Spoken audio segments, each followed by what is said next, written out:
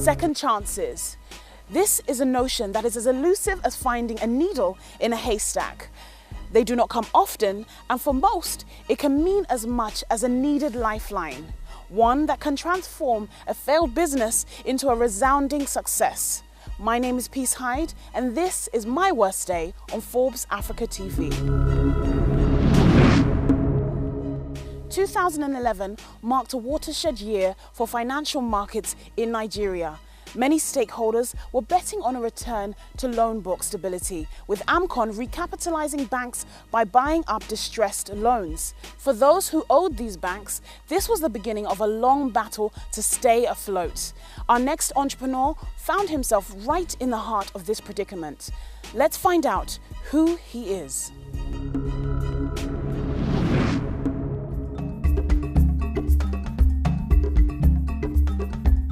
Femi Otedola is a Nigerian businessman, entrepreneur and philanthropist with an estimated net worth of $1.11 billion according to Forbes. Mr. Otedola is the controlling shareholder of publicly traded Fort Oil, an oil marketing and power generation company, originally a Nigerian subsidiary of British Petroleum. Fort Oil has more than 500 gas stations across the country. Mr. Otedola was the largest private investor of the Nigerian banking industry, as well as founder of FO Properties, which was one of the largest real estate companies in Nigeria.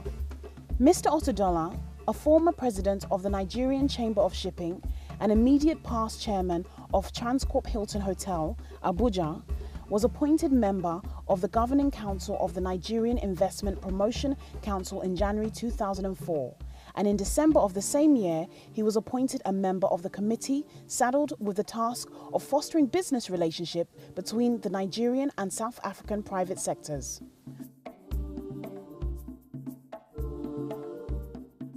Otedola was also the chief executive and president of C4 Shipping Company Limited, and was at one point Nigeria's largest ship owner after extending control over distribution of diesel products. Otedola was also appointed member of the National Economic Team.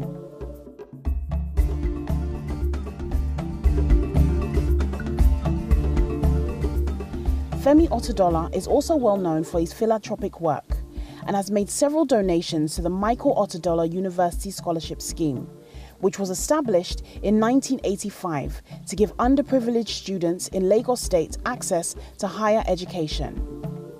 In 2005, Zenon donated $200 million to the scheme's fund. Since its inception, the scheme has benefited approximately 1,000 students. In conjunction with the Lagos State government, Mr. Otedola has further donated 1 billion naira in scholarship funds for students. In 2005, Otedola made a 300 million naira personal donation to the completion of the National Ecumenical Center, Nigeria's primary place of Christian worship in Abuja.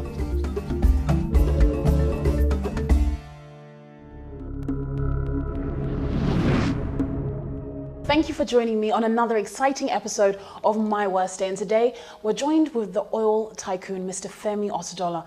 Welcome to My Worst Day on Forbes Africa TV. Thank you very much. Now let's begin by finding out more about the man behind the success story. Who is Femi Otedola? Thank you very much. Femi Otedola is a guy that has come to this world without knowing how he came into the world, and a guy that believes that don't compete with destiny. Wow, okay. It's a very interesting introduction. Absolutely. Well, you began your career maintaining your family's printing business. What was that experience like for you? Quite interesting. When I was young, 6 years old, that was when I set up my first company. I had the entrepreneurial spirit in me, and I remember very well, vividly, that my father then used to work for Mogul, and when he had his friends coming into the house, and I will do the manicure and pedicure, and they'll pay me. I write a receipt for them. Right. When I was 6 years old. And when I was 9 years old, I told my father to buy me a briefcase, which he did. And I took to school, and all my schoolmates used to laugh at me. I had this briefcase, And they used to laugh at me. Why would they laugh at you? What did Everybody you do had with a the bag, briefcase? and I had a briefcase. One of my father's old briefcases. So talk to us about your early years in the oil business and Xenon. Why did you decide to go into the oil industry when your family have such a heavy political background? No, I think going into the oil business, it's kind of spiritual. Right? Nothing to do with me.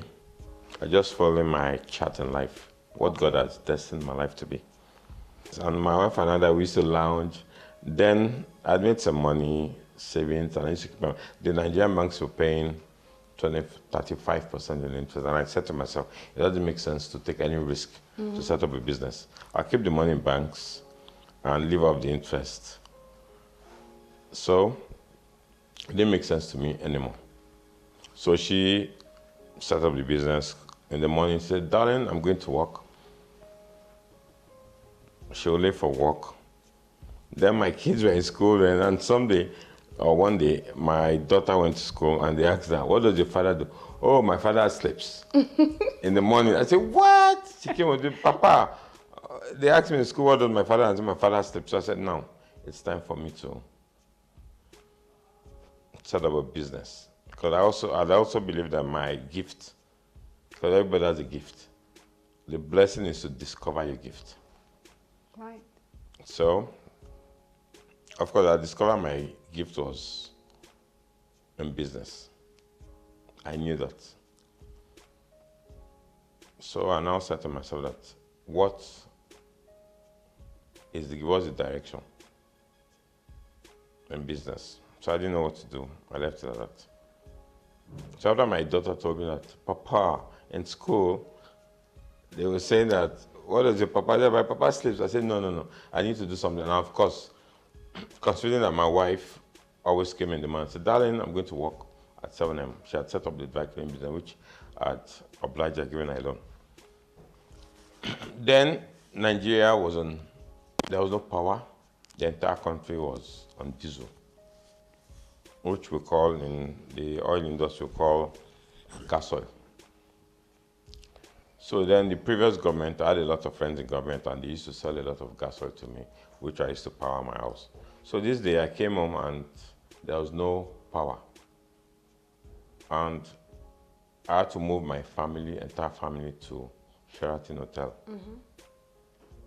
So I called a friend of mine and said, listen, where do you get diesel from? He said there was a company that supplies diesel.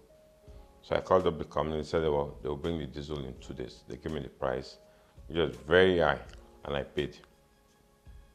3 days after, of course, they never came. So I was driving from my office in Victoria Land. Then I got on the third main line and I saw it parked. And I saw the name of the company and I parked behind it. I said, listen, I paid you guys money for gas oil. When I supply my gas oil, I said, well, in 2 days they'll do it. Fine. I went back home. Of course, I'd kept my family in the town. So when I got home, 2 days after, I was descending the stairs and I saw this truck from the glass. The first house I built, I saw this truck, dirty truck, broken down in my compound. I just built the house and I'm like, come on, this truck, old truck, spoiling my beautiful floor. So I called my security guy. I said, listen, we need to move this truck out. So we moved the truck out and I put old newspapers on the floor. So the truck came back in, parked. There was a pipe from the truck to my tank, discharging the diesel. So I said to myself, come on, I could do this business. Then, of course, I told Ellen the story of my wife and stuff. And I said, I could do this business, clean it up. So the truck went out, drove out, put the papers on the floor. The truck came in discharge. Then I went to the tank, I looked at it. The truck actually had a meter. It was meant to pump 2,000 liters into the tank. So the truck left. We paid the driver, I left. So now I said to myself, I could do this business. So the following day, I got to my office. I called my manager to call the manager off that trucking business. So the guy came to see me. And I said, listen, you know, your business looks interesting. Why don't you come and work for me? Of course, I'm a very unassuming person. And the guy said, no, I'm sorry. That was it. So I started making inquiries, intelligence about the business. Eventually, I found out that a lot of people buy diesel for their homes. So what I did was I bought a second-hand, not a truck now, a pickup. So I called all my friends and I said, listen, I could supply you guys diesel. So I put the drum on the diesel, sit in front with the driver, and I was delivering diesel to all my friends. Yourself, you did that. And they were all, of course, and they were all laughing at me. When we get to the club at night, they say, oh, come on, get out. Where's your pickup? Where's your diesel pickup? You know, are you selling diesel to this club? You know, and so on. Right. And then you went on, obviously, to build a massive empire. But I must ask, in that journey from driving around in a pickup truck to now what you have built, what has been your worst day in business?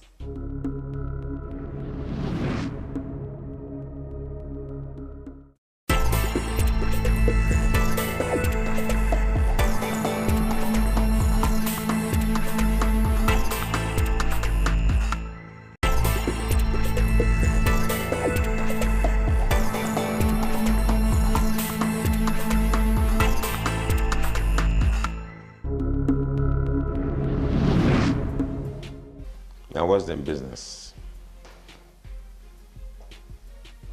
I have different worst days. Do you have one particular one that stands out the most? Yeah, of course, of course. When I lost $1 billion. Right. How did that come about? You Fantastic. don't tend to lose that every day. No, exactly. Now, when I set about my journey in business, I had two things in mind. Then, the first one was, where there's a will, you could get wherever you wanted to get to. You have to have the killer instinct. So now I decided that now, where there's a will, there's a way. I put that aside. Second thing, I said to myself, I was not going to have friends and enemies. I was going to have only competitors. So that set out my journey. How did you go from a company that was turning over millions by the month to a company that literally was Billions, losing actually, billions. Billions? Yes, every month. How did you go from that, though, to actually losing that much? What was the process? What happened? What went wrong? What went wrong? You know, I told you earlier that you can't compete with destiny. Yes. So what's my destiny? To make billions every month and also lose billions. Because God prepares you for a long journey. Yes. Which of course you're not in control of. Experience is always the best teacher. Okay, well now I'll tell you, coming back to your question, why I lost billions. Now, I didn't have a structure. The banks, I also put the blame to the banks, on the doorstep of the banks. All they were interested in was the profit. They were not interested in sustainability of the business. They were short-sighted. So all they were doing was throwing money at me. So they never advised me that, listen, you start up a business and God blesses the business from selling diesel in drums, 200 liters, to selling 400,000 tons a month. I probably had about 93% of the business on my fingertips. More or less, I had the monopoly of that business. So, in 2008, the oil prices collapsed. I had over 1 million tons of diesel on the ICs, and the price dropped from $146 to $34. That was one leg of it. Then, of course, the currency was devalued. I had a lot of dollar exposure. So that was I lost money. Now, during this time, you had the biggest debt with Ancom. approximately $1.2 billion. What was going through your mind when you realized you accumulated that much debt? No, well, I had two options. Either to commit suicide, because the richest man in Germany then did commit suicide. Did you consider it yourself? Well, no. I just knew it was a phase I had to go through. Okay. You know, you say God prepares you for greater things. So I just knew it was the phase I had to go through. Right. And of course, experience is the best teacher, so I had to learn my lessons. So I had two options, commit suicide or weather the storm. And I decided to weather the storm. Now, I took the bitter pill. in the face of all of that loss, just to put it into context, we lost about approximately $480 million when the oil prices crashed. Now that's $1.2 billion. More. Well, with interest. Right, and then that also added on 258 million through Naira devaluation. And then that was further compounded by $320 million due to You interest. should have your facts right. And then another 160 So in million. total, I lost $1.2 billion. Yes. Now, I mean, that looks like money's going from every angle. How did you manage to recover it and actually sustain your business? No. After I lost the money, something that struck me was, listen, I had to, my father has always been one of my role models in life and my mentor. And the first thing was I had to protect his name. Mm-hmm. He had a policy, honesty was the best policy. So I had to protect that name. And of course, the integrity. So, what option did I have? Like I said earlier, suicide or weather the storm. And I decided to weather the storm. I now looked at the entire scenario. Of course, I put a blame on the banks for not advising me to have a proper structure when the money was rolling in. So I looked at the numbers, and of course, then, like it happened in America, the president of America did bail out a lot of companies. So the government set up AMCON.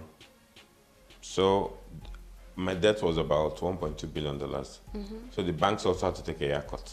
Yes. Of course, good for them for their carelessness and greed. So they took the haircut. So they sold the debt to AMCON for, I think, about $800 million. So they took the shave of about $400 million. So I was left with the debt of $400 million. So I sat with AMCON and said, listen, AMCON did offer me restructuring. And I insisted, no. I didn't want the restructuring. I wanted to pay the debts and move on and start my life again. So they got reputable firms to value my assets. And then I think I had about 100 and, okay, let me just, in the context of properties, in measured in flats, I think we had about 184 flats, which I gave up. I was the largest investor in Nigeria in the banking sector, which I gave up. So you gave up a lot of shares in banks? Yes. Oh, okay. Yes, the major banks in Nigeria. In fact, I remember vividly that the central bank governor then did call me and said, what's the strategy?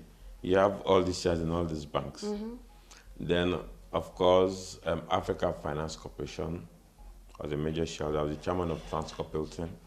I was the second largest shareholder in Mogul, Oil Nigeria Limited, second largest shareholder in Chevron Texaco, Visa Phone, several companies. So I gave up everything. They valued everything, and I decided to give up everything. So by the time you literally relinquished all of that that you had accumulated, what was you left with?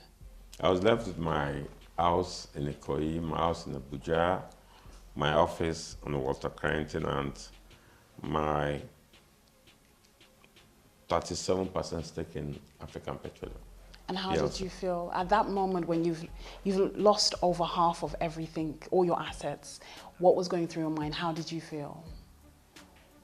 No, I just had that feeling in me that once God blesses you, He never takes away His blessings. It was just God was just telling me that, listen, you need to learn a lot of things. You take the risks. And of course, I've done the chase. And I've achieved success, recognition.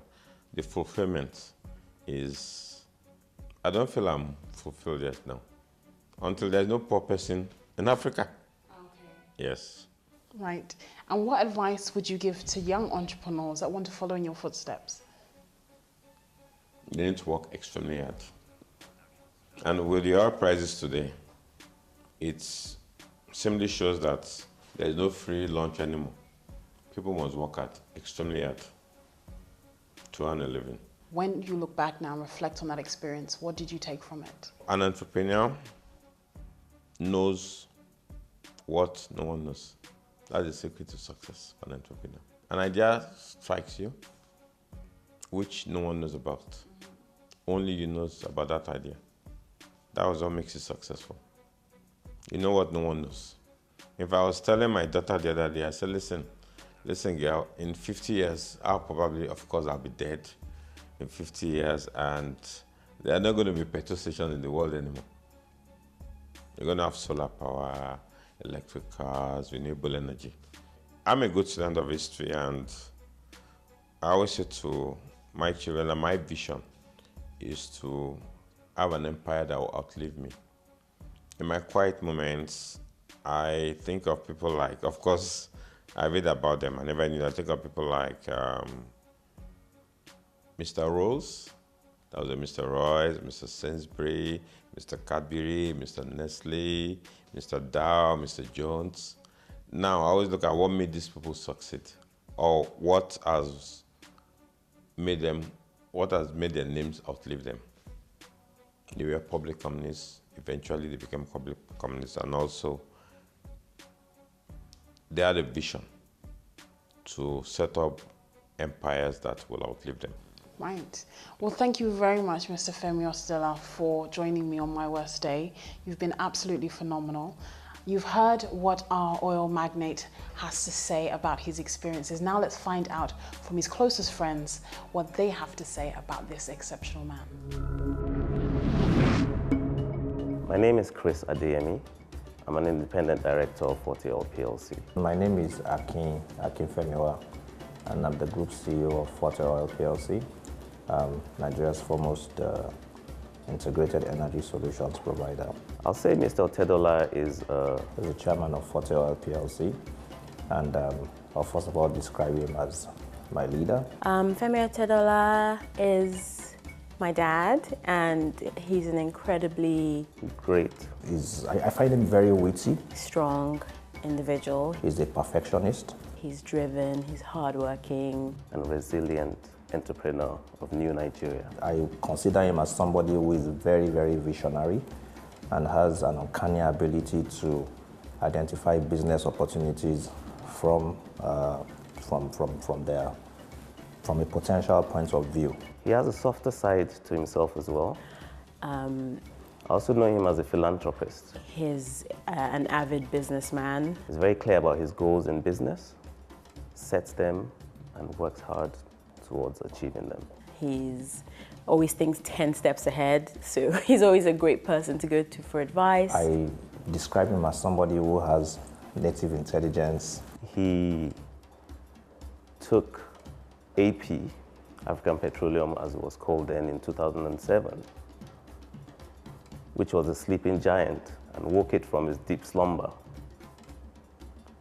and metamorphed it into Forte Oil PLC of today, which has become one of the fastest growing companies in Africa, and indeed probably the whole world. You know, when you're thinking about something from one angle, he's got 10 other angles that he's thought about it from, so he's really intelligent. On the other hand, from business, he's incredibly supportive. He has 3 daughters, so he's had to learn to be a little bit soft with us. So if you're thinking of somebody, if you want to attend the University of Life, I believe you should speak more to Mr. Otedola. That's my own personal view of it. He's very concerned about the welfare of the Nigerian youths. This is why he champions the Sir Michael Otedola Scholarship Fund, which is for indigenes of Lagos State. Thousands of Lagosians, young Lagosians, have benefited from this. He's great. He's a great dad. In his private life, he's funny, hilarious. Also a very jovial person and very caring. He's driven in all manners of things. So lately, he's quite into his health and fitness. So he's driving all of us to be a bit more fit and self-conscious, which is great. He's a great father. It sounds biased, but it's true. There are two types of people in business, the risk takers and the conservatives. The risk takers bet everything they have on an industry and set predefined qualification criteria to ascertain the most profitable venture. Then they jump all in, not knowing whether it will pay off or not. The other does the complete opposite. But the question is, which type of entrepreneur are you? And which will bring you to your worst day in business? My name is Hyde, and this is my worst day on Forbes Africa TV.